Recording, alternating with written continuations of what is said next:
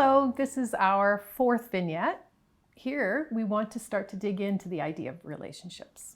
We laugh a little bit about it because, of course, relationships is something that in the early childhood world, we know a lot about. We ground everything in this power of relationships. We talk about relationships with children, we have relationships with families, but we are always interested in complexifying this notion of relationships. And when we say we have a good relationship with someone, for example, what do we actually mean? What does that mean to have a good relationship? Yeah. And then relationships with not just people, but, you know, especially coming through this pandemic and what we've learned about how we've been caring for this, for our land and our air and our waters. It's like relationships with just people isn't enough anymore. We have to really start to think about our relationships with land and with the non-human world and how we care for each other. Which I think we often talk about this idea of ECE niceness. We do. Yeah.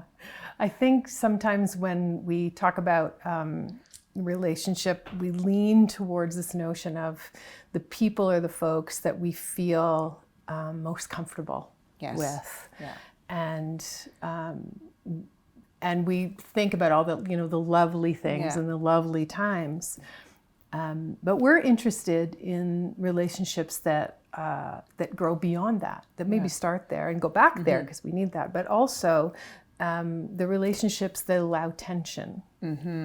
That's where movement happens. That's where growth happens, and of course that's where intimacy happens as well.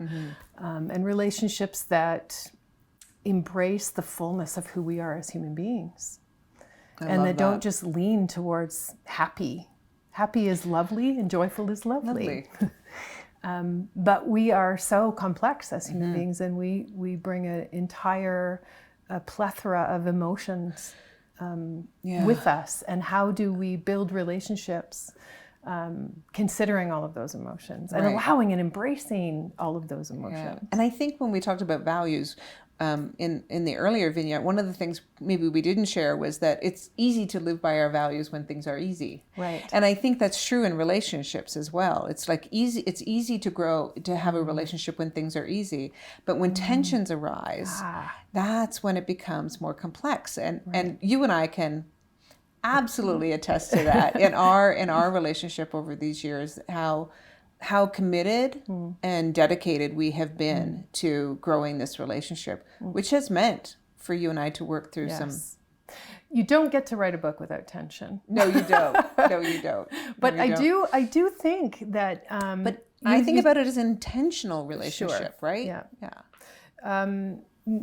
The idea of the leaning towards the happy and the comfortable all the time, that is also something I think that we're challenged with in our field, to disrupt this idea that everything has to be comfortable at all costs.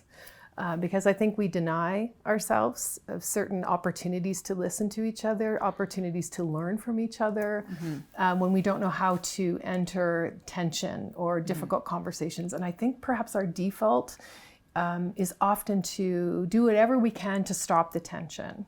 So we move children and we move educators from classroom to classroom. We stop the tension rather than, and I think it's because we haven't really learned how do we enter into difficult conversations and tension with each other.